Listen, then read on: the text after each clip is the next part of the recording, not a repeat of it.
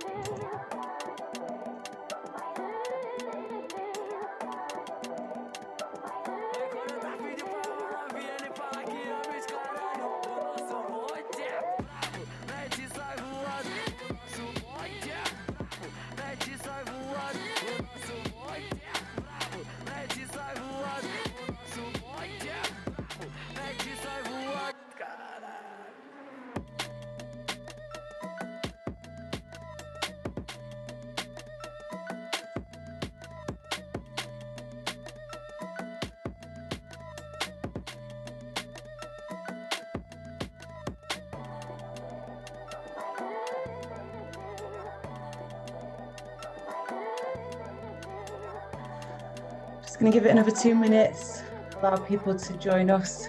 So feel free to go and grab a cup of tea. I'll get started at 5 past.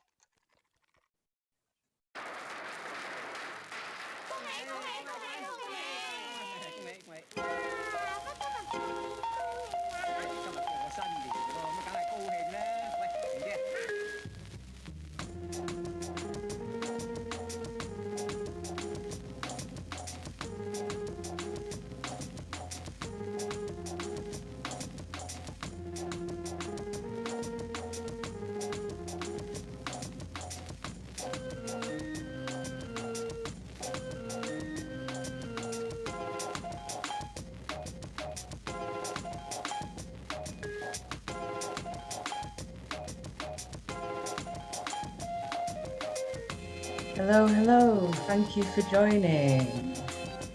We'll get started in 1 minute.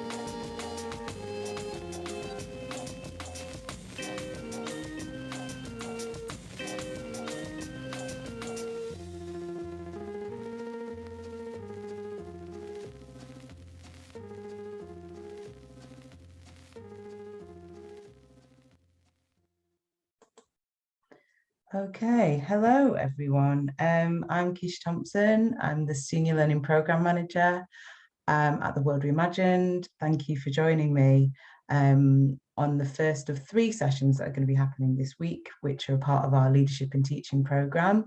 And today's session is all about covering some of the basics around racial justice.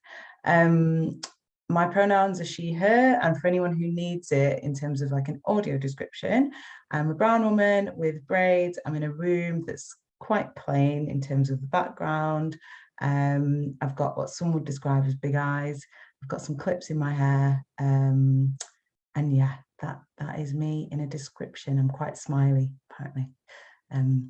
Okay, so today's session, as mentioned, is all about us covering some of the basics around racial justice. And then if you are free to join me tomorrow, we'll be delving in a bit more around language. And then on Wednesday, we'll be talking about well-being.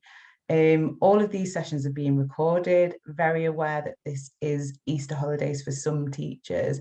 So it's a bit of a difficult date for some people to attend. So please do not worry, we'll be sending a follow-up email soon where you can re-look at this or look at it for the first time at your own leisure. Okie dokie. So this session is going to be quite presentational, but I am going to be asking you to interact at various moments, and I'd really love it if you did that. And also I'll give space for you to ask questions and things like that, and you can use the Q&A icon to do so, or the chat actually, and I'll try my best to keep my eye on those so that we are engaging with each other. All right, let's get into it. So what are we covering today? We're going to be looking at assumptions. We're going to be looking at what is structural racism. And then we're going to talk about personal agency. I'm very much someone who is keen to finish a meeting or a workshop or something with actions. I want to leave with something to do, something tangible or something measurable or achievable after it. So that's my intention for you after this session. I hope that you walk away with something that you feel that you can go off and do. All right, so before we go any further, I think it's important that I say who I am, just give you a bit more of a background as to why I feel well placed to be doing this talk and to be doing this training. I've got a degree in politics and philosophy. I did a lot around identity politics, looking at race, gender, those kinds of topics within the framework of politics and social movements, but also in regard to philosophy, did a lot of stuff around logic and just the philosophy of knowledge. How do we process knowledge? How do we compute it? I also did psychology as well, which feeds into my practice in terms of when I'm doing facilitation or doing sessions like this. I'm very much thinking about how we process the information as well as the information itself. I've got a PGC in mathematics. I'm trained to be a teacher, so I feel like that gives me a level of empathy when I'm speaking to teachers, but also I feel like I understand the sector and the landscape and the way that this program can link to your schools. So that's what that is. And then I have experience in terms of being an artist in regard to dealing with topics of race, gender, class, intersectionality, colonial history.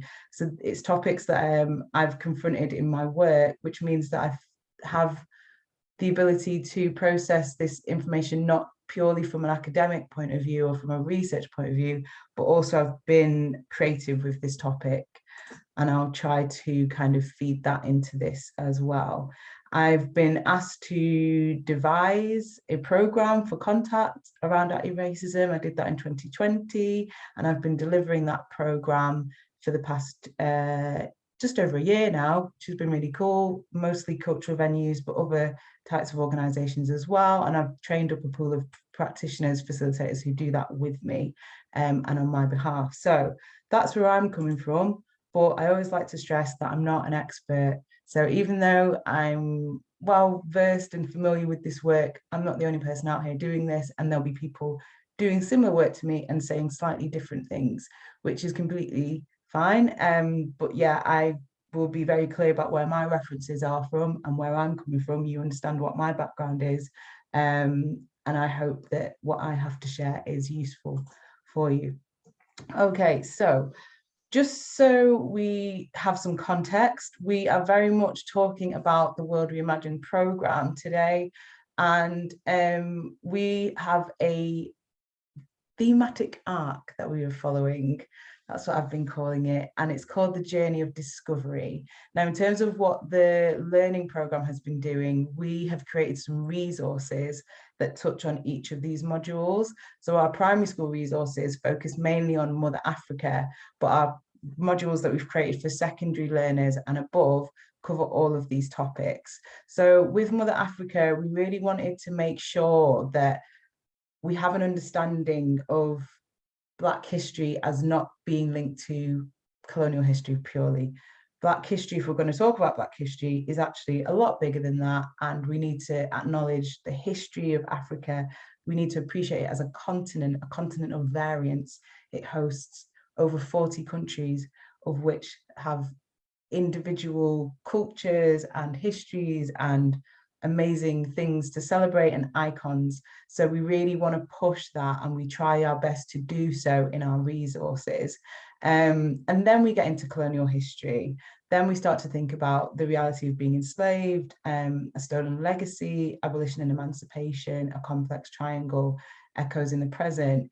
And with that, we're trying to get people to understand that colonial history is not Black history, but that's actually a shared history that sits within the realms of the UK, within Europe, with Africa, with the Americas, with the Caribbean. It's all of our history. We're all part of it, and we all need to acknowledge that and kind of reframe the way that we see it for ourselves, and then the way that we relay it to our young people when we're in the context of schools.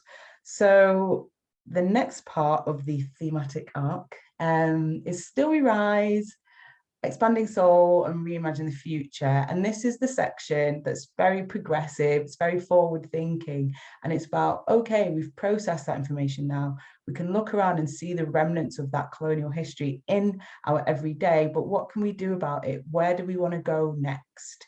So that's what our journey of discovery is all about. And for any school that engages with us, that engages with our GLOW program, with our poetic program, or just simply uses our resources, we really hope that you go on this journey with us and experience the arc. What we've done as well is created something which is called the 5 C's, which is our pedagogical foundation. So we know that as teachers, you want to be able to see what skills are being developed in your young people. And it's a good way for you to monitor progress, for you to explain to your young people, but also to, it might be SLT team, it might be your board of governors.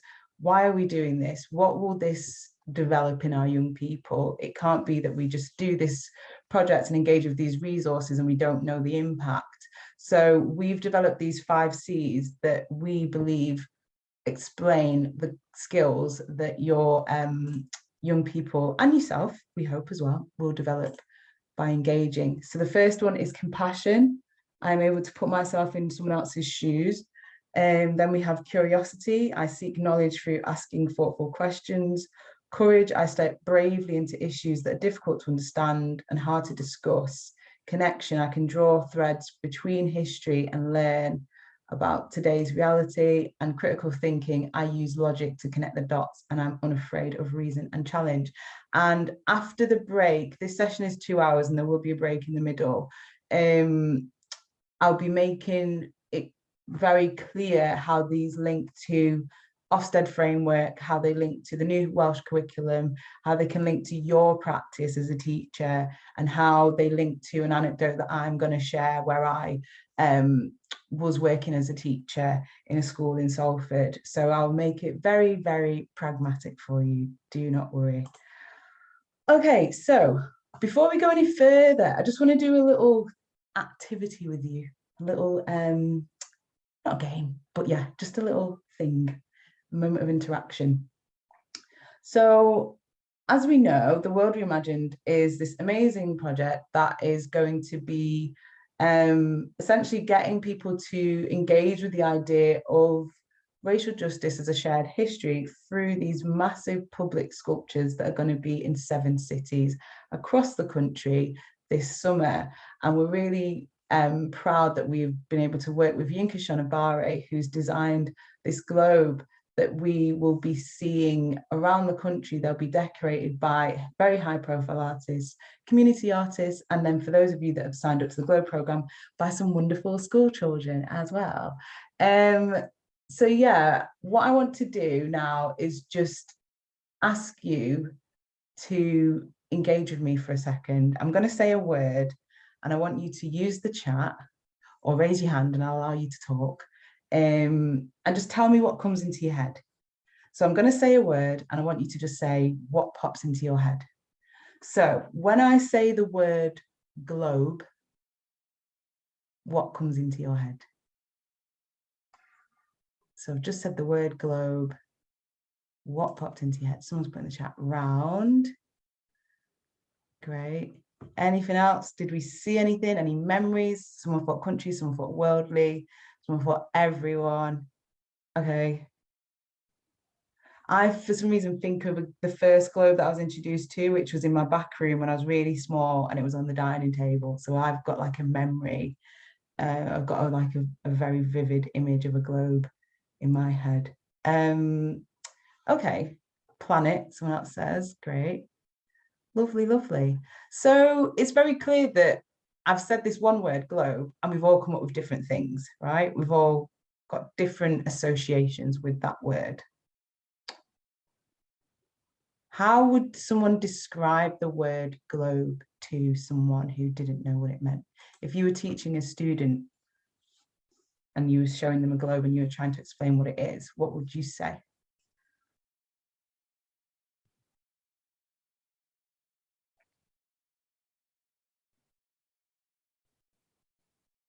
Just giving space for someone, a representation of planet Earth. Yeah. A round map, yeah. Interesting, interesting.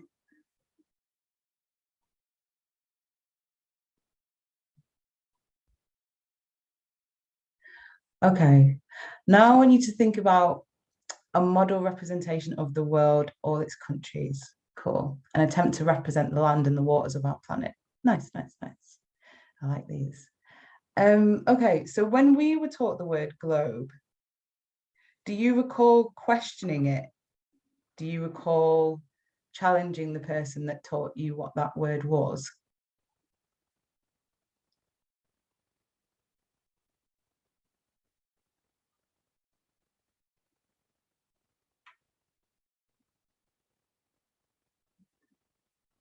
I don't remember challenging my mum when she showed me a globe. She showed me a globe. She said it was a globe. I was like, okay, that's a globe.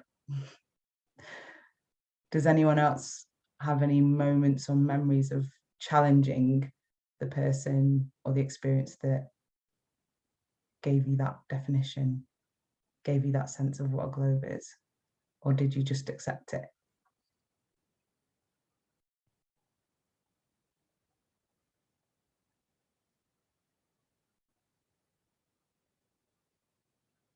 Okay, I'm not seeing much activity in the chat, so I'm going to take that as a yes. So this is absolutely fine. Yeah, someone said my mum was a geography teacher. I took her word for it. Absolutely, of course. So with a lot of the stuff that we know, a lot of the words that we use, a lot of the information that we have, when we interrogate it, we find that it's actually quite flimsy. And I mean that when we keep going back and go, oh, where did you get that from? Where did you get that from? Where did you get that from? It usually goes back to our parents or our primary carers, someone that we trusted, someone that we wouldn't necessarily question, which means that we can't really necessarily say that we know that it's absolutely true, which is completely fine. That's how most of our knowledge gets to us, and that's how we go through the day. We can't be challenging everything. We can't be questioning if the sun's the sun or a table's a table. But it just means that we're not as critical as we think that we are.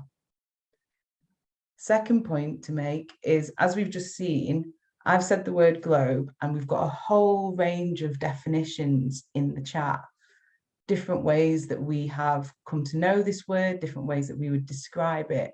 but still we feel confident that we're talking about the same thing, even though we might have different memories attached to it and things like that.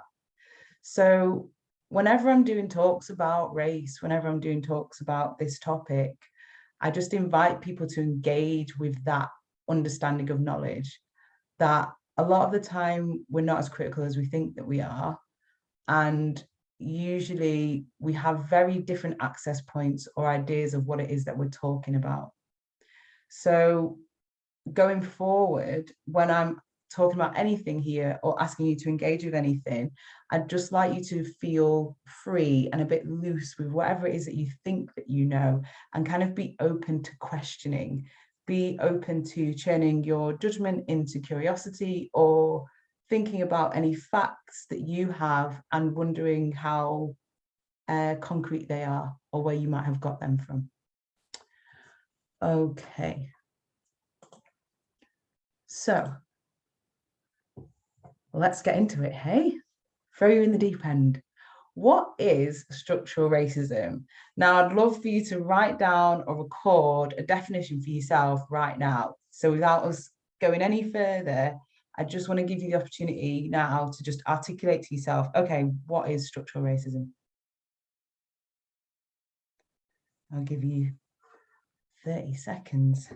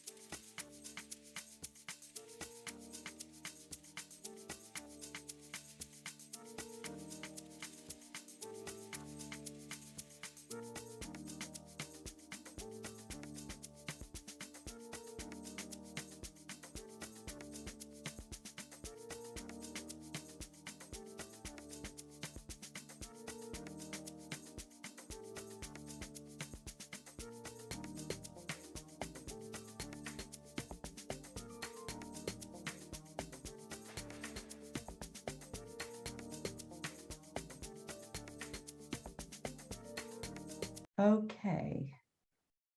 Right, enough time. So what I'm going to share with you now are 3 quotes that I think really encapsulate what structural racism is from a very historical point of view. Okay, so the first comes from Emma Dabiri. She's a brilliant historian, writer. She does a lot of stuff with Channel 4, BBC. She writes for The Guardian.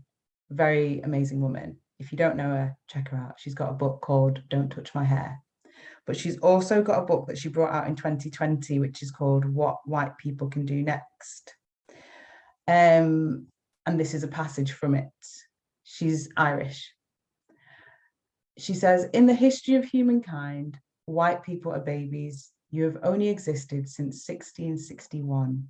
To be fair, so have Black people.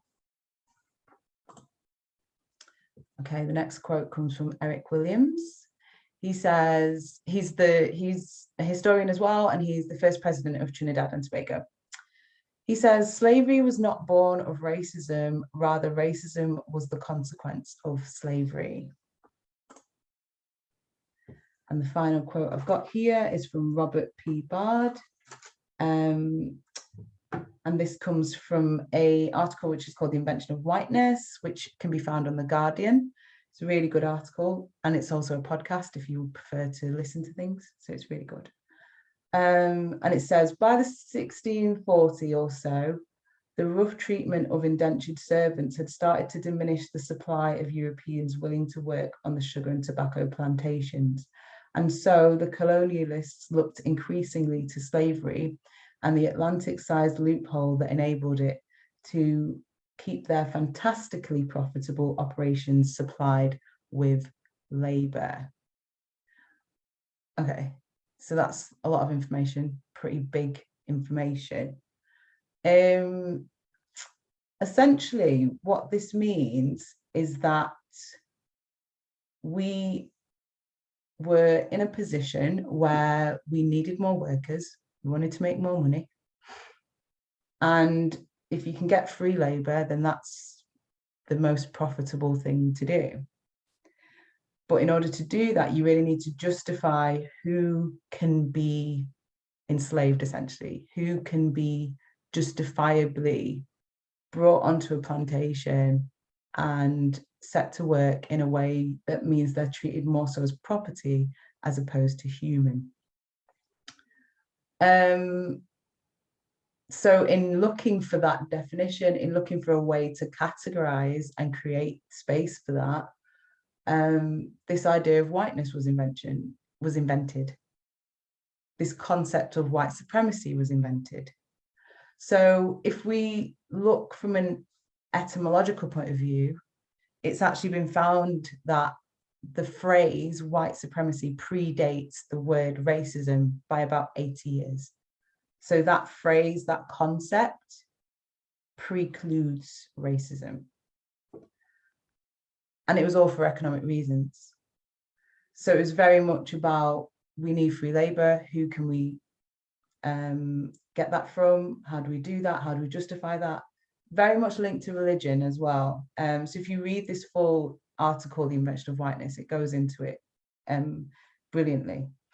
I'm really like paraphrasing right now. So essentially, they went for something that was quite efficient. It stuck, to be able to look at someone as an identifier and go, you're in, you're out. So this idea of looking at someone and being able to decide if they're white or not white proved to be very effective. And so it meant that the system could go forward. It meant that more money was made. It meant that money started to flood into the UK exponentially and fed into all of our systems. It fed into the church. It fed into our railways. It fed into all of our businesses. And it was essentially quite commonplace to own slaves or to have kind of investment in this industry. And also, it meant that it was so ingrained in our society, so wrapped up in the very fabric of the British system, that we only stopped paying for the abolition of slavery in 2015. So if you were paying your taxes in 2015, you've been a part of the abolition of slavery, essentially. So it's not that far from us, because that's one thing that gets thrown up a lot when this topic comes up. You know, people say, oh, it's so far away, why are we still talking about it? You know, it's 17th century, what's it got to do with us? It's got a lot to do with us. It's still here, we've not really addressed it, and we've only just stopped paying for it. So I know that that's quite a big thing to digest. So what I would like to do now is to just give you time to revisit your definition of structural racism now. What did you think it was before I shared these quotes? And what do you think it is now? So I'm going to give you a minute and a half now to think about that.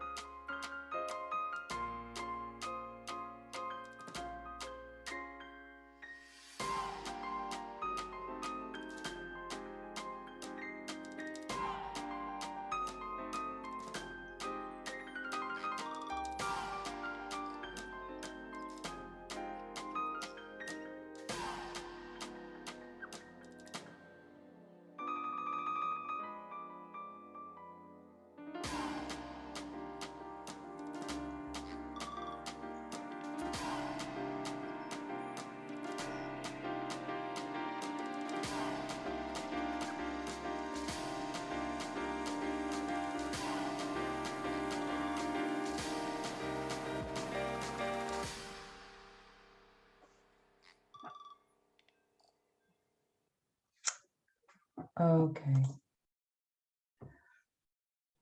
So I just want to touch on a little bit more some of the things that we might experience when we embrace this topic and embrace the information that I just shared with you, and how that works on an individual level and how it then works on a group level. So that might be in terms of your school, or it might be society. But it's basically, how does it codify itself en masse? So when we think about this topic, we often have assumptions when we think about race or racial justice. We can experience discomfort. We can experience resistance. So not wanting to talk about it or not wanting to address the changes that it might require of us. We might be in denial, and we might feel guilt. How do these things manifest en masse? So there's something which is called the dominance of the non-address, which I think is a really powerful concept for us to get our heads around when we think about the topic of race. And it's a concept that was relayed to me when I was doing some unconscious bias training when I was working for the Arts Council 2 years ago. Essentially what it means is, if we think about the demographic of this country, the majority of people in this country are white. That's just a fact. And if we think about the concept of race, if you're in the dominant group, if you're in the default group, if you're in the group of majority, the idea of race won't necessarily be an issue to you. It's not something that you have to confront because it feels like the norm, right? So one way that I like to think about this is just how old you may have been when you actually realized what color you were. Okay, so when I speak to friends, when I speak to peers about this, I've found very often, but this is very anecdotal, I'm not referring to any studies here, but I've found that very often my friends who are like me from an ethnic minority or a global majority would have known that they were black or brown from when they were like 5, 4, 6, whatever, very young. And then when I ask my friends who are white, they will say that they were a lot older, so probably 10, 11, when they had to think about being white or consider that they were white, or what that meant. But again, I'm speaking very sweepingly here, or very anecdotally. But essentially what it means is, if you're in a, so for example, me, if I'm in a situation where I'm surrounded by people who in general have not had to think about the idea of race, then it can feel like I'm constantly having to fight to make a point about it, because it's a concern to me, or I'm made to feel othered. Whereas for other people, it's just not an issue. It's just not something to talk about. So that's called the dominant of non-address. So we're in a situation where the majority of people in this country have not had to address the topic of race. So that's why it feels difficult. That's why it feels unusual sometimes. That's why there might be resistance, and that's why there might be loads of assumptions. Okay.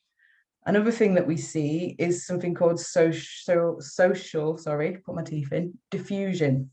So I learned about this topic when I was studying psychology.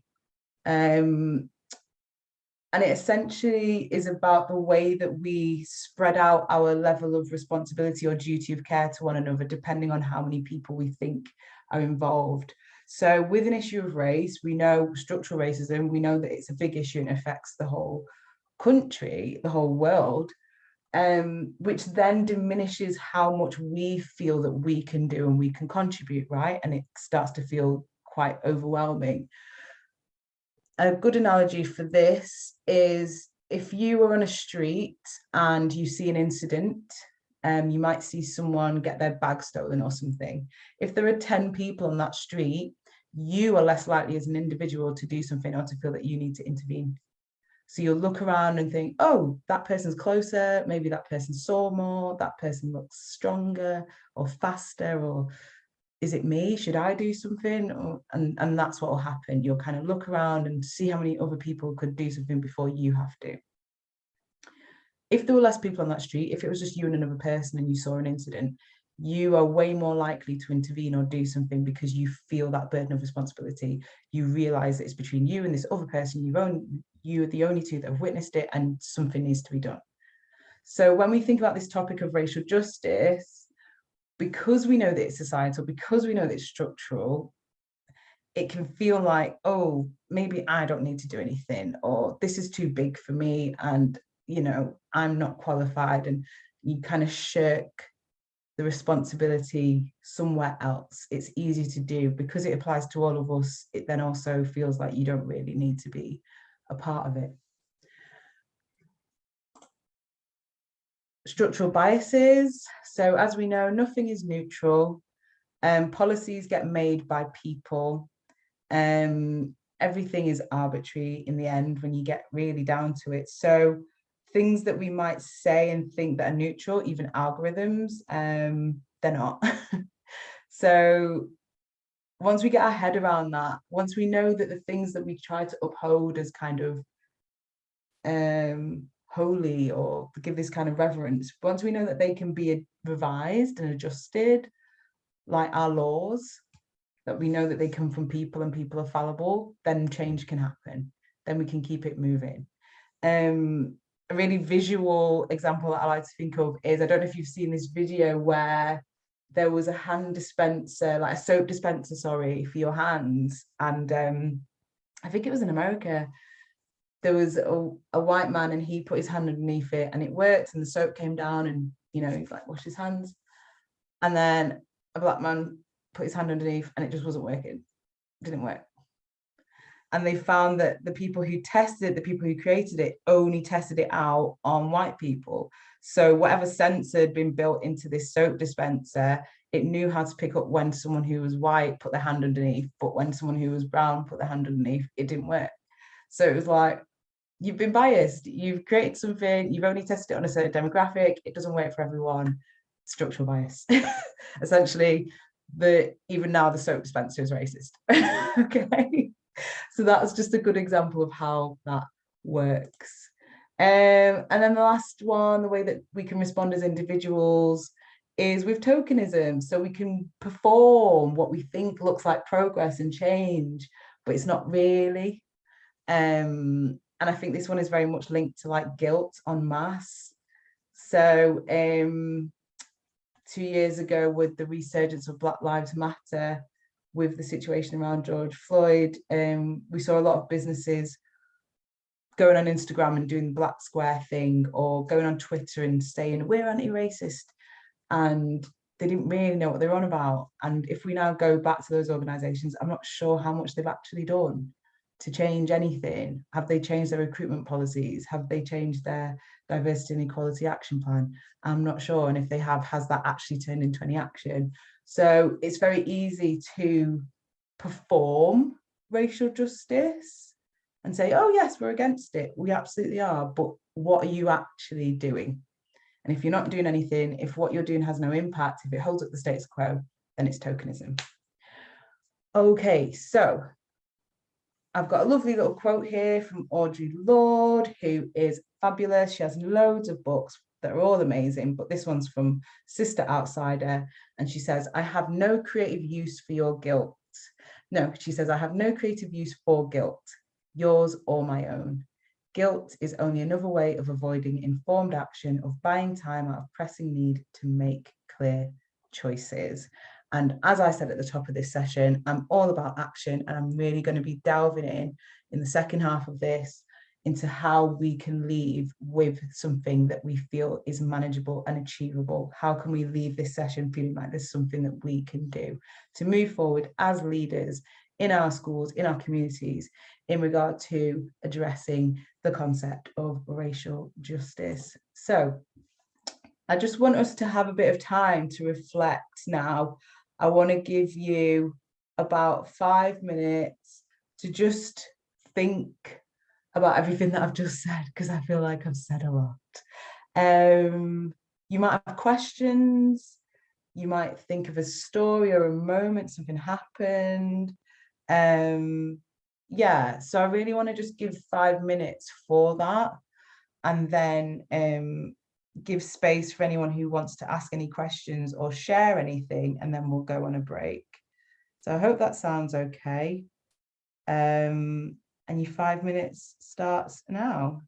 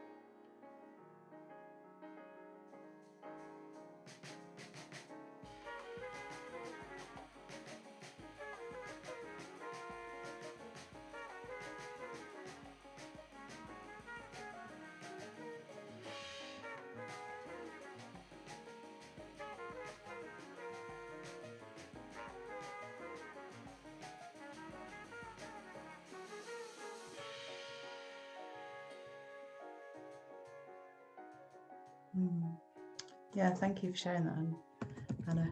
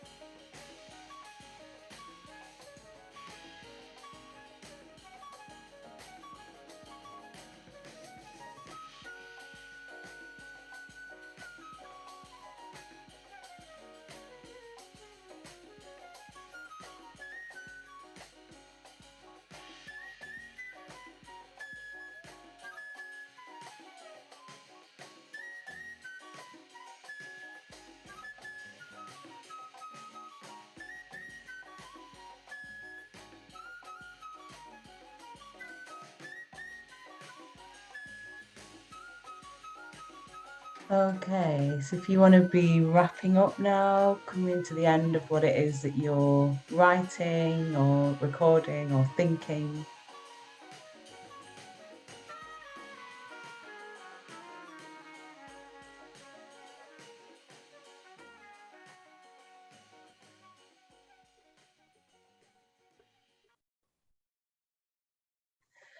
Okay, so I hope I'm not putting you on the spot, Anna, but I really appreciated your reflection in the chat. And if you want to speak more about that, you're welcome to. I just basically initially I sort of said that it was racial discrimination that's supported, strengthened, and perpetuated by the systems in place. And when I changed it, it was discrimination that was created to support the white supremacist structure in those places like government, healthcare, education, things like that. Yeah. So just kind of shifting the focus on its origin. Yeah, the reason it's created, Yeah. And yeah, that definitely surprised me when I learned that. I was like, oh wow. Yeah. And it's so small, the kind of switch, but it's so big, like what it then means, the ripple effect of it. Yes, thank you for sharing. Anyone else? Has anything that I've said felt new or something you already know or made you think in a different way? I'm just very curious.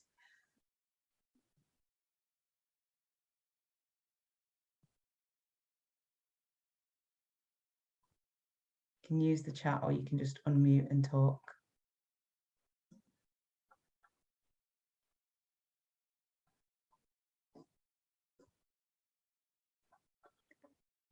Anyone's definition changed quite substantially?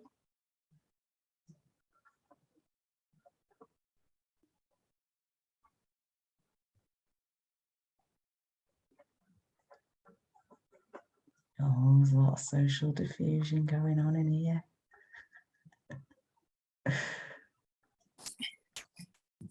Oh, Ruth, thank you. Hi, Sabrina. It's a really good session. I'm really enjoying it. I can't remember the term you used. Yeah. The dominance. Oh, the dominance of the non-address. Yes. Yeah. But I think that was really powerful, and that basically explains why white people don't talk about racism and how structural racism continues, because it's meant to continue. It's being created to continue by each one sort of feeding into the other. And that's why it's so important to like break with sort of white silence and for white people to start doing their bit. Yeah. Thank you. So that was the thing that you latched onto, the dominance of the non-address.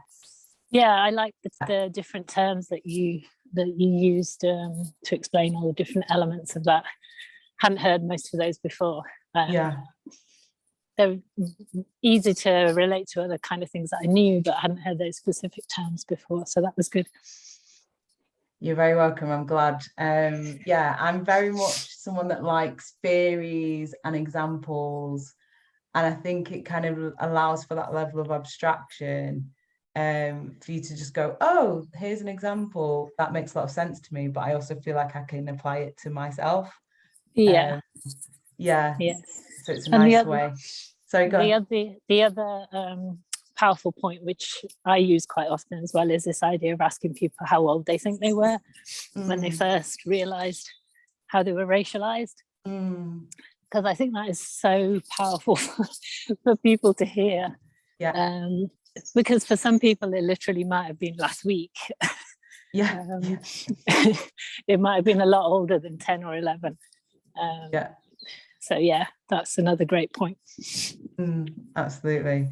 Yeah, and it feels so, when it happens to you, it's such a strange feeling, because I definitely remember being in primary school. We don't use this phrase anymore because we know it's just not socially acceptable, but a girl saying to me, oh, I wish I was coloured like you.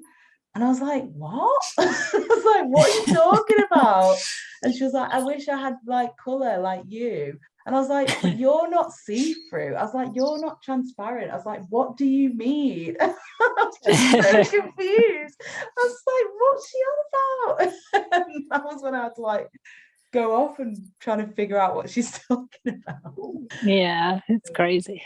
Yeah. And for white people, that conversation hardly ever happens. It doesn't need to happen. It's like you have the sort of the ticket to hide, the ticket to be the most visible, but also to not think about it. Yeah. Thank you. All right, so I want to just give space for one more speaker before we go on a little break. Is there anyone else that would like to chime in? I would love to hear from you, or if you want to put something in the chat. It's really useful. I'm sure you've enjoyed listening to Anna and Ruth so far. So as we know, it's always useful to just hear someone else's perspective or reflection. And I like to have these sessions as interactive as possible, so we're not just listening to me.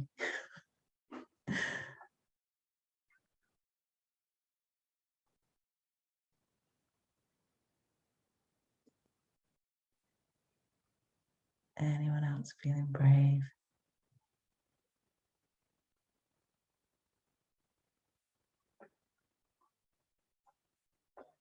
I appreciate you might think that you'll say something that's already been said, potentially.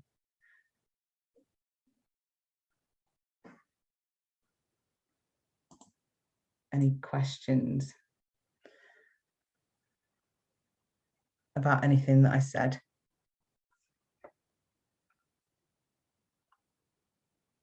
No. Okay. Keisha, Yes. hi. The one thing I was thinking actually was your comment around the etymology of white supremacy predating that of racism, and if you had any more specific timings attached to that, because that seemed new to me. Yeah, so I don't have, so that has come from the invention of whiteness. So I'll put the article in the chat because the references are in that. So I will just put that article in the chat now, because you can see the references. You can read the full article. I really do implore you to do so. It's a long read, so it is quite lengthy, and that's why it's great that it's also a podcast, because I think it's about 25 minutes if you listen to it. I went on a stroll and listened to it, but it mentions loads of books and things that you can look into. I'm just trying to look for it now. It talks about a book. Did you say it was the Guardian? Yeah. Right. Yeah. Okay. Right. I've just put it in the chat now. Can you see it? Not in the chat yet. Oh, that's strange. Oh, there we go. Thanks. Now can you see it? Great. Cool. Fab. But yeah, please do go and check that out. Yeah. Okay, right. What I will do now is send us off on a break for 5 minutes. So if we could all come back here at 1 minute past 6, that would be fab. I just like to give space for you to decompress, have a cup of tea, have a wee, do what you need to do. We come back at 1 minute past 6, or 2 minutes now, 2 minutes past 6. See you in a bit.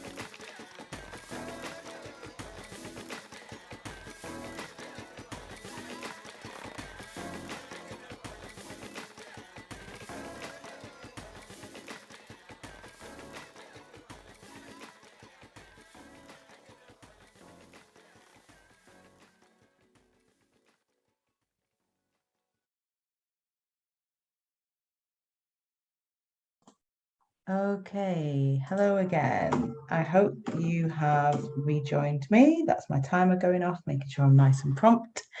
Okie dokie. So we're going to get into the second half of this, which is making it all a bit more linked to the education system, linked to our personal agency, making it all a bit more pragmatic.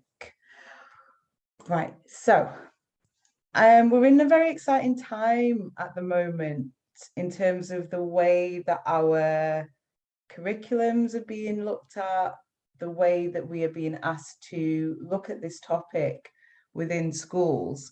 And I just wanted to pull focus on the fact that Wales is set to become the first UK nation to make teaching of Black, Asian and minority ethnic histories and experiences mandatory in the school curriculum. So this work has already started, but it will become compulsory in September of this year. And we're really excited that we've got presence in Swansea with our project and with our Globe programme, and that we know that teachers are going to be using our resources, which we released on the 25th of March. And if you haven't checked them out, please do. You can visit our website and join our portal and download the resources. Yeah, we're just very aware that a lot of teachers in Wales will be wanting to look at our resources amongst others to start to do this good work. And we're really intrigued to see what impact it will have, how it will land.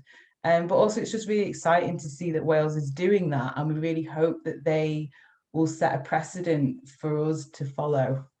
So just to delve into that a little bit more, with the new Welsh curriculum that's coming in the autumn, and they have something which is called the 4 purposes, and we've just looked at how our 5 C's links to their 4 purposes. So the first of their purposes for their new curriculum is to create ambitious, capable learners ready to learn throughout their lives. So we think that this really speaks to courage and critical thinking. They want to be enterprising, creative contributors, ready to play a full part in life and work. So we think this links to curiosity and connection from the World Reimagined's 5 C's. They want to create ethical, informed citizens of Wales and the world. Compassion and critical thinking, we think. And healthy, confident individuals ready to lead fulfilling lives as valued members of society. So we said that this links to curiosity and courage. Now, as we know, we're not all in Wales. So what I've done also is had a look at the Ofsted framework, the intent implementation impact framework, and had a think about which points within that feel relevant to our programme and to what we're trying to do with the 5 C's. So I'll just share that now. So as we know, with intent, they want to create ambitious learners and give all learners, particularly those from the most disadvantaged backgrounds. I don't really like that phrase, but I'm definitely quoting directly from Ofsted. And those with special educational needs or with disabilities or with high needs, the knowledge and cultural capital that they need to succeed in life. They want to provide sufficient knowledge and skills for future learning and employment, and they want learners to study the full curriculum, and they want providers to ensure this by teaching a full range of subjects for as long as possible, specialising only when necessary. So again, we think that our programme and our resources really speak to that because it is very cross-curricular. So our secondary resources have been delineated in terms of art, history and English, but we've made it very clear that there's fluidity and that there's links with that.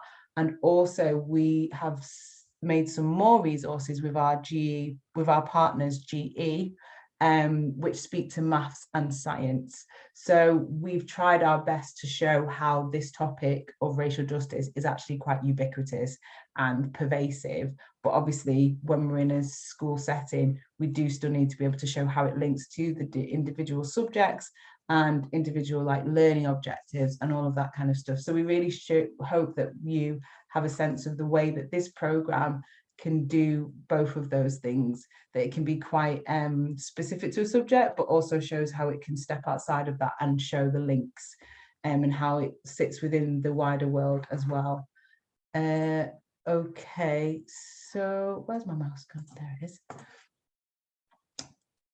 The next thing is implementation. So integrate new knowledge into larger concepts. Teachers create an environment that allows learners to focus on learning. The resources and materials that teachers select should select in a way that does not create unnecessary workload for staff, reflects the provider's ambition and intention for the course of study, clearly supports the intent of a coherent planned curriculum, sequence towards cumulatively, I should be able to say that, shouldn't I, as a maths teacher, but that word always trips me up, sufficient knowledge and skills for future learning and employment. So we know with our resources, we've delved into this topic, it's a large concept. So I think we tick that box for sure. And then also we've really put a lot of work into these resources. I'm really happy that Charlene's with us today for this session, because she's one of the teachers that we reached out to help us to shape the resources that we've created for primary school and secondary. We really wanted to make sure that they were informed by teachers who know what's going on. They're on the ground, they're engaging with young people every day, and they know how best that this topic can be broken down. So we really hope that you will engage with the resources that we create for your classroom, but also the resources that we are creating for yourselves, and they'll be released at the end of this month. They're going to be videos and PDFs that very much speak to your practice, to your CPD, and just about how you see yourself as leaders. And we really hope that they feel quite light touch and frictionless in terms of you being able to engage with them and use them and apply them to what you're doing. So that's why we think that we're ticking the box for Ofsted in that way. And then impact, they've said they want learners to develop detailed knowledge and skills across the curriculum, and as a result achieve well. Where relevant, this is reflected in results from national tests and examinations that meet government expectations or qualifications obtained. And learners are ready for the next stage of education, employment or training. Where relevant, they gain qualifications that allow them to go on to their destinations and meet their interests, aspirations and the intention of their course of study. They read widely, often with fluency and with comprehension. Again, we have shown how our topics do link to the curriculum, do link to specific subjects. We hope that in using them, they feed into, as opposed to distracting from or feeling like an add-on to what it is that you are gearing your students towards in terms of coming to the end of their school life, getting qualifications, doing their exams and moving on to the next stage, whether that be education or employment or training. And also, as we've said with this topic, it develops those 5 C's, it develops your critical thinking, it develops your level of compassion, those skills that allows you to connect with other people, to see yourself into the world, to think about how can you make an impact now as a whole human. So you've just come out of the education system, and what are you going to do next? And we really hope, and we really believe that engaging with this programme gives learners a sense of that. And also we feel that it will do that for teachers as well, because we know that we're all learning, we're always learning. The next thing that I wanted to just say in terms of this being relevant is if we step away now and just think a bit more about our school systems as organisations, as places of work. I just wanted to point to this study that the Race Equality Matters did in 2020, where they did a survey with a range of people from a range of different industries and sectors and said to them, do you believe there is a need for ethnic minority employees to be heard and action to be taken in various workplaces? And pretty much everyone said yes. So 100% of people said yeah. But then when it came to, oh, can you name an employer that does this? Then only 55% of people felt that they could point to another organisation that they felt was doing a good job of employing people from ethnic minorities in this country. And of those, they could only name one. Most people couldn't name several. And then when they asked, would you consider your organisation to be inclusive, it dropped again to 75%. So what we are just getting at in thinking about this study is the fact that the intention's there. With a lot of organisations, you know, it might be that in your school, there is that sense, there is that feeling of we want to do something, we want to engage with this, but there's a barrier there. We don't know how to do it. We don't know what it looks like. What's the next step? We don't feel confident that our organisation will actually be able to do it, or we don't know another organisation that's doing it well. All of that can feel very disheartening. Yeah, so that's where we're at the moment. And the next bit of this talk is going to be looking at how we can be the agents of change. How can we work in a way that means that these statistics will change? And that's with something called elegant steps. So there's a fabulous writer, academic activist called Adrienne Marie Brown. And she's got a book which is called Emergent Strategies. I definitely recommend it. It's got loads of tips, loads of ideas. But she has this thing which is called elegant steps. What are elegant steps? So they're a small, achievable act. So something that you could do this week. So a thing that you could set yourself, a task that you could literally do between now and next week.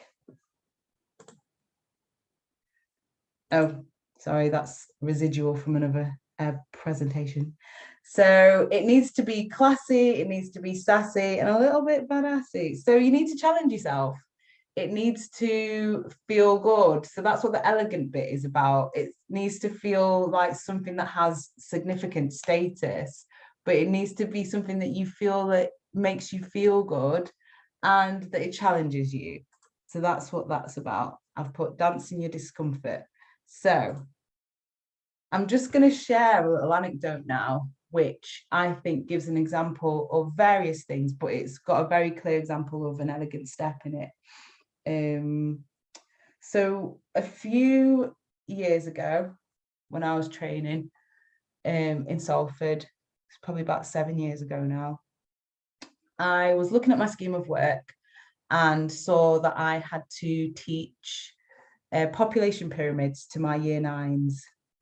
So I was having a think about some of the incidents that happened so far in the class. I was having to think about the demographic of the group, and I was trying to be really proactive with the examples that I would use or the references to the world that I would make during my lessons, because I was seeing a lot of just kind of lack of understanding sometimes of other cultures, some kind of ignorant comments I was hearing, questions that were put to me or other young people in the space, comments are made around other people's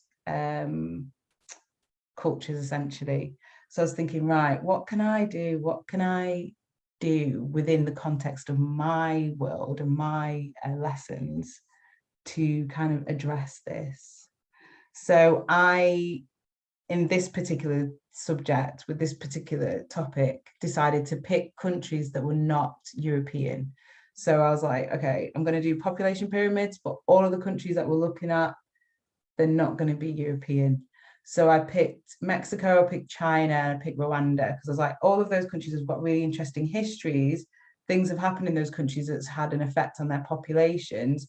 So I'll be able to hone in on that and then get them to do some research. So they'll see some interesting dips in the pyramids, and we'll discuss them, and they'll, you know, make some assumptions and some guesses about what that might mean, and then we can go and clarify it. And whilst we're looking at population pyramids, they'll also be understanding some history and thinking about the world. So that's what I did, and the lesson was very successful as far as I was concerned. Did my reflections and all that stuff, and there was an incident though that happened with a student in that lesson. So I had one student who kept laughing at the fact that one of the countries was based on Rwanda.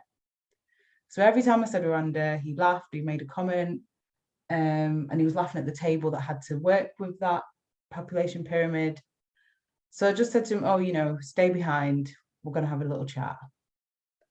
So he stayed behind, and I said to him, you know, why is Rwanda funny to you? Why is that funny that a table had to look at Rwanda? And we got into it, and essentially he came to the conclusion, he said that his family's taught him that he only should be concerned with England, Ireland, and Spain. They're the three countries that mean anything to him. Pretty much every other country is insignificant. And yeah, he just finds Rwanda funny.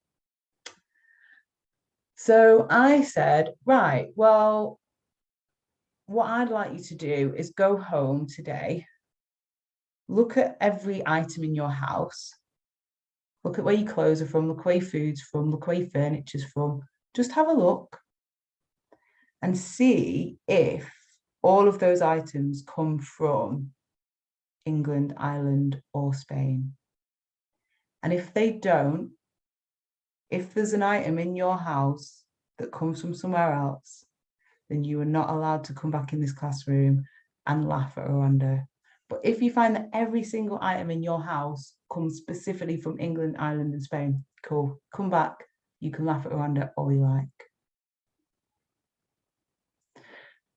So what I want to do now is talk about how this relates to the 5 C's. So I think for me, I was showing a lot of compassion in that I wasn't accusatory. I could have been deeply and immediately offended by this young man. But I chose to put myself in his shoes essentially and think, what has led him to this place where he thinks that this is acceptable behavior? Why does he think that it's all right to sit in my classroom and laugh at Rwanda? And also in trying to get my young people to look at different countries and some of the difficult histories attached to them, I was hoping that I was developing compassion in them as well. The next thing was courage. I felt courageous in putting this in there because, again, as I'd seen before and as we'd seen in this story, some of the responses were not very nice. So I knew that I was putting myself in a position where I might have to have some difficult conversations, I'd have to have some confrontations, and might have to deal with comments being made, and how would I manage that? So I definitely felt courageous. And again, I feel like the task that I set the young person, telling him to go home and check his items, that felt like I was trying to instill some courage in him, because it might be that, you know, someone in his household would ask him what he was doing and he might have to explain, and that might create a bit of a confrontation. So hopefully I was instilling in him a sense of having to challenge something, albeit indirectly.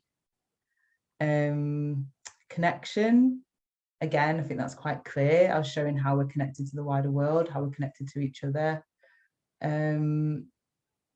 Next one was curiosity. I think that's quite self-evident.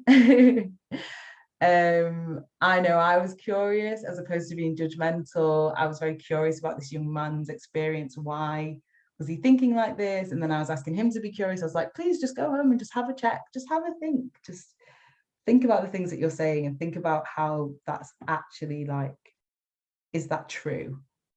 Do you really only have links to England and Ireland and Spain? I don't think you do, but I'm not going to say that. I'm just going to ask you to consider that. And the last one was critical thinking. So yeah, by asking my young people to look at the population pyramids and think about what it actually means, what does it say, how does it connect to the world, what stories does it tell, why do we need to tell those kind of stories through a population pyramid? I hope that I was encouraging and demonstrating critical thinking. So that's how I feel that this story relates to the 5 C's. I think that this story also shows that there's a very clear difference between being non-racist and being anti-racist, okay? So when teaching, I could have just did what I said, picked non-European countries, but not really delved into it much further. And any of the points and comments that came up, not really addressed them, and just kind of thought, oh, well, you know, I've done my bit. I've showed them that, you know, we can make references to countries outside of Europe, and that's it. I didn't necessarily have to ask that student to stay behind, but that isn't proactive. That isn't actually making change. If I'd have just left it there and made reference to countries that are outside of Europe, I don't personally think that that would have been enough. So that is more so an example of me being non-racist. That's me just noticing, oh, you know, there's a chance here to be a bit more wider with my scope, but that's it. And there's so much space for interpretation there. Like, my young people might not even have noticed. They could have left that class and just thought, oh, yeah, whatever, and not really questioned where the fact that the countries that I'd picked were non-European. But the way that it became anti-racist was that I pointed it out. I let them know why I'd picked these countries, that it may have been the case that if they were taught by another teacher or in a different setting, or if we used the textbooks, that the reference might have been narrower. So I was making it very, very clear what I was doing. And then by challenging this young man who was laughing at Rwanda again, I was like, I'm not going to stand up for this. And I made a point of showing that his behavior was unacceptable to the rest of the class, but also speaking to him on an individual level. So I had to do both. I had to make sure that everyone knew that it wasn't acceptable, but I didn't have that kind of in-depth conversation with him in front of everyone. That would have been wildly inappropriate. But they still needed to know that it wasn't okay. So that's the difference, where anti-racism is very proactive and it's about accountability and being very clear about pointing out and saying, look, this is unacceptable. This is an example of racism, and this is how we challenge it, as opposed to just passively kind of knowing that you disagree with racism but not really doing anything. So I hope that that's clear, that distinction. And where was my elegant step in this? The small bit where I just decided to pick countries that were not European. That was the only thing. So I looked at my scheme of work, looked that I had to do population pyramids, and was like, okay, I'm going to pick some countries that are non-European. But in doing that, it had such a ripple effect. It had such an impact. It led to so much for every single different young person in that space. You know, there were some young people who were from Africa who then felt represented. They were like, oh, miss, thank you for picking a country from my continent. I remember some of the young people saying that. So yeah, it does make an impact. You make one small change, something that feels very manageable to you, something that made me feel good. I was like, yeah, I'm happy about this. But it had such a lasting impact. So what I would like you to do now is think about your practice. Think about your subject. Think about a lesson that you may have just taught. How could you adjust it? Or a lesson that you've got coming up. So how can you... That's my next slide. Oh yeah, I've got the 5 C's up for you. How can you think about the 5 C's? You might just want to think about one and feel galvanized and feel focused in terms of, okay, in my next lesson, I'm going to demonstrate, or I'm going to encourage compassion. In my next lesson, I'm going to get my young people to be a bit more critical and with their thinking. And how does that simmer down? How does that become an achievable step, an elegant step, something that you think that you could do, that feels measurable, that feels achievable? I hope that's clear. I'm now going to give you 3 minutes to think about that. And then I'd really like to hear what some of these are. I hope that's clear. And if it isn't, then feel free to unmute or just throw a question in the chat and ask me about it. But this is where the spotlight turns on you. And I'd really like you to engage.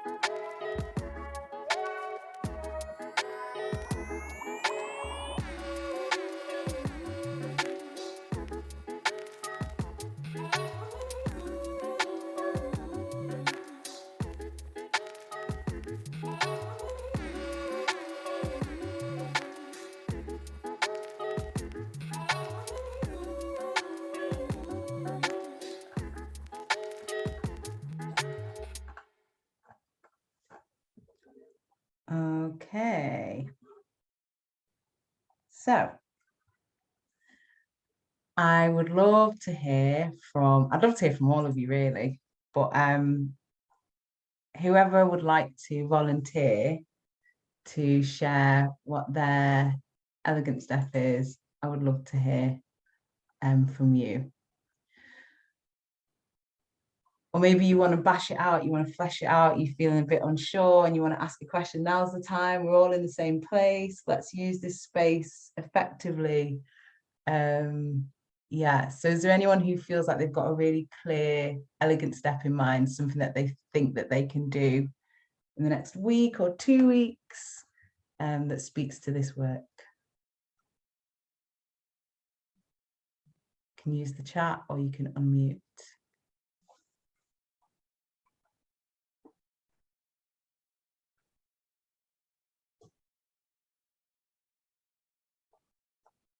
Oh, there's a lot of social diffusion going on.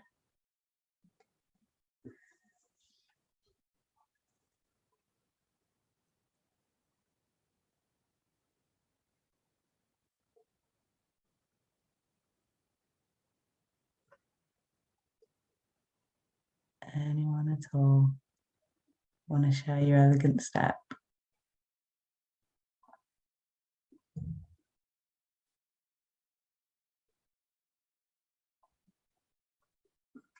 Oh, someone in the chat.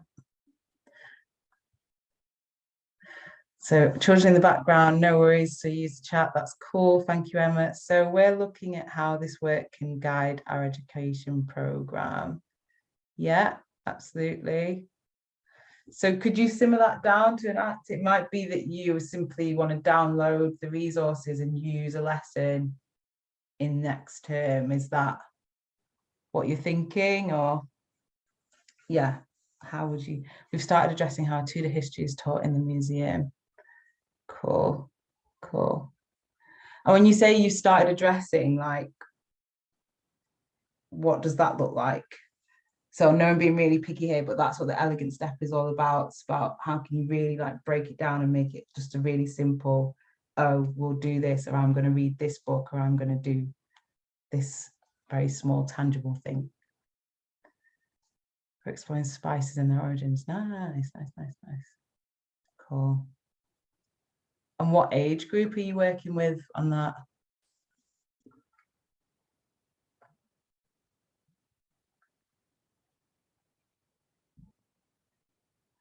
And the monetary motivations of seeking them out. Ah, key stage 1, lovely. Oh, that's lovely. And I imagine it's going to be quite sensory. You're going to be using spices in those lessons. Yeah, yeah, please.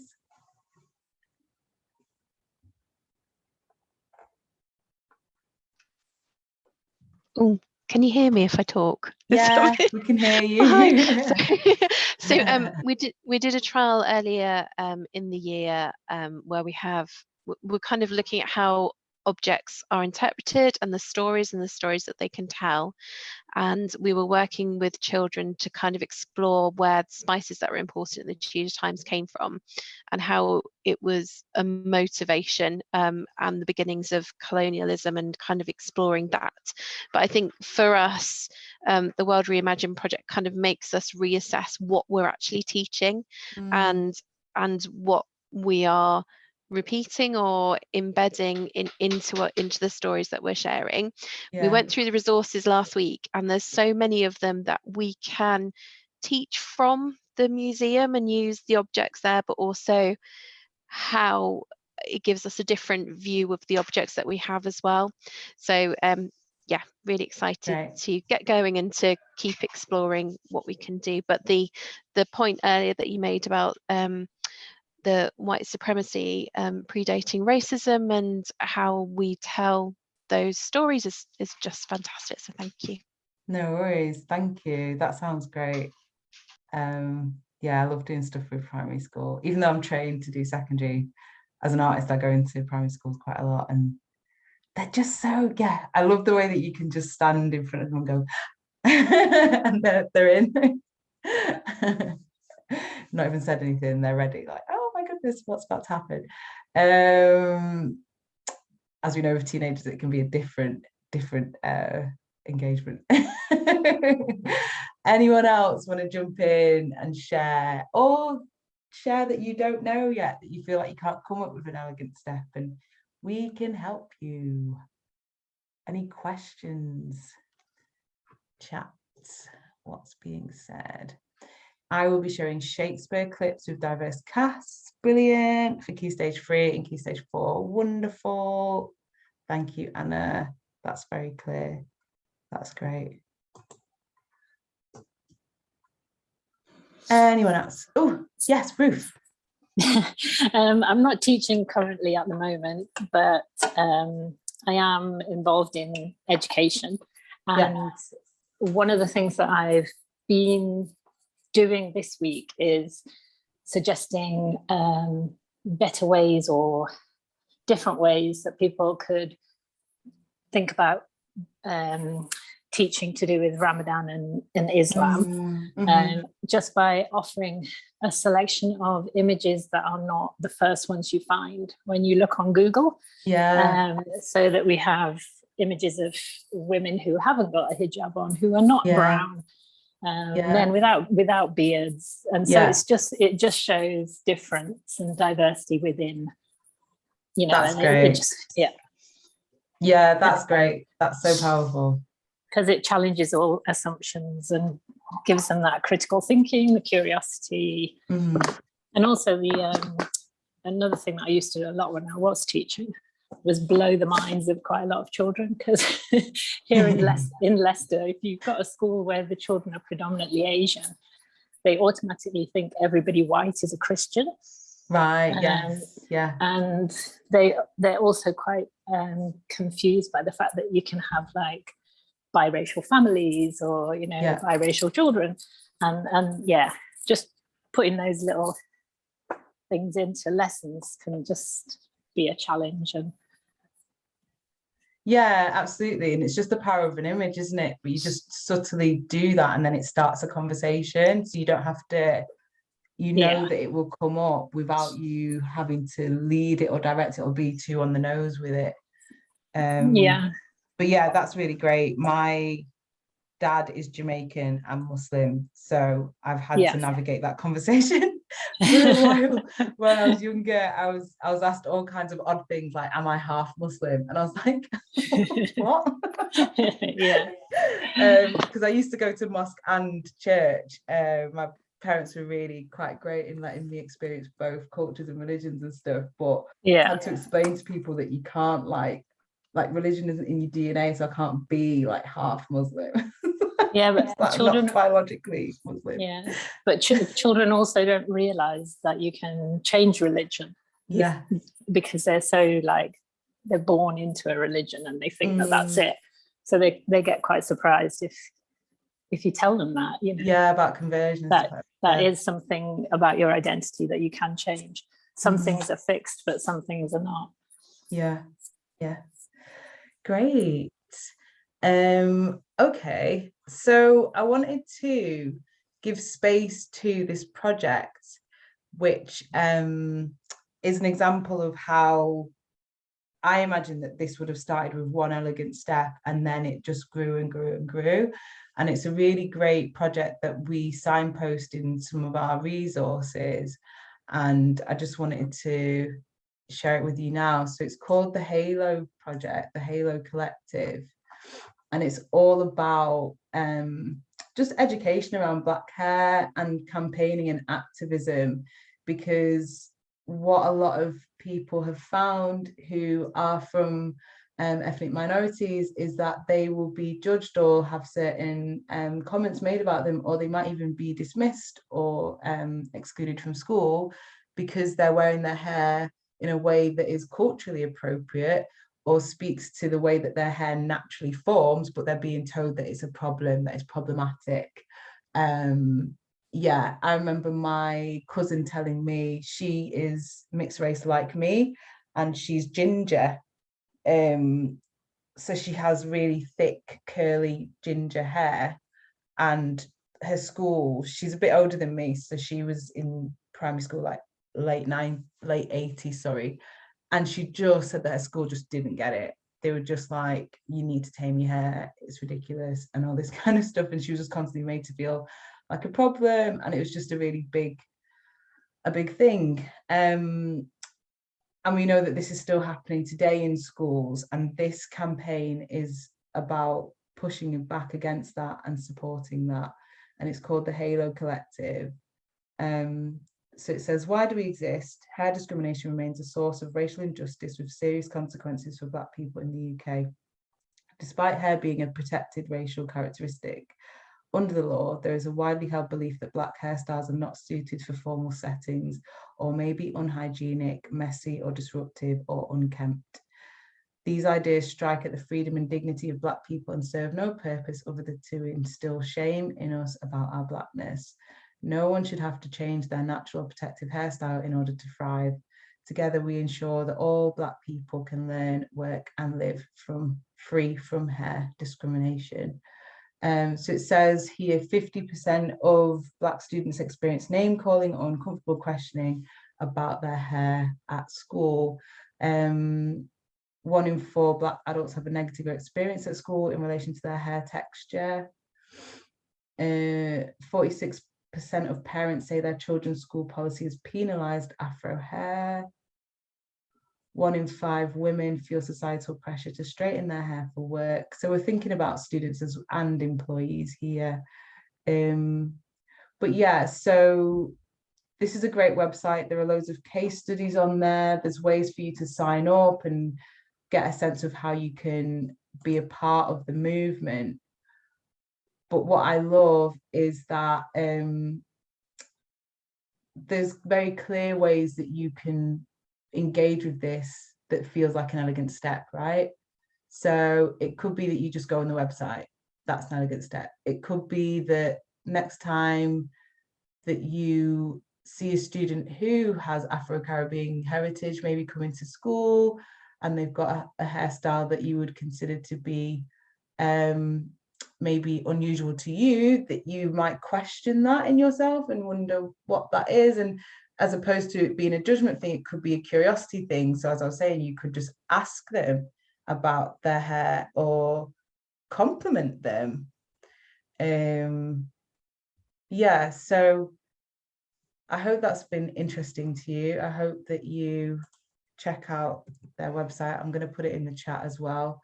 But I think what's exciting with that is it shows where an idea can go. I think this would have come from, I've tried to look into the history of it, but it's not been that clear. But I think it definitely would have come from either a parent or a teacher or someone just challenging the way that their child would have been treated in a school in regard to their hair. I know I signed a few petitions a few years ago, and then it just kind of grew and grew and grew, and now it's got this website and there's a whole movement and there's all these things that you can do around it. And I think that that's what's really exciting about this work, is that we don't know where it's going. We're asking you to reimagine the future. We're engaging with you as leaders in your schools and in your communities and asking you to do small things. Who knows what the ripple effect will be of that? And also with your young people, when you're doing these lessons with them, when you're getting them to engage with our resources, who knows what ideas it might spark in them as they go off into whatever it is that they pursue after being in school. How might they be galvanized? How might they now see themselves in the world? It's just boundless. So that's what really excites me with this work. And I hope that you feel that this session has been useful to you, has been applicable to you, and that you've left with a sense of, I can do a thing, I can do a small thing, and who knows what that might lead to and what impact it might have. So the final thing I'm just going to say is, has anyone got any questions? Because this is your very, very last chance for today to ask me something. Otherwise, I will be here tomorrow at the same time, but the session will be more focused on language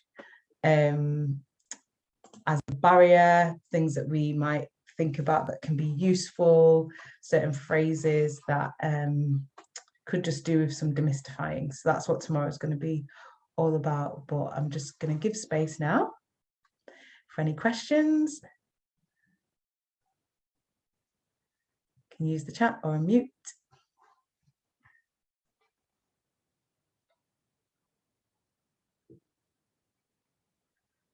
Otherwise, I will bid you adieu. Thank you so much for joining me today. It's been lovely to engage with you all and hear your reflections.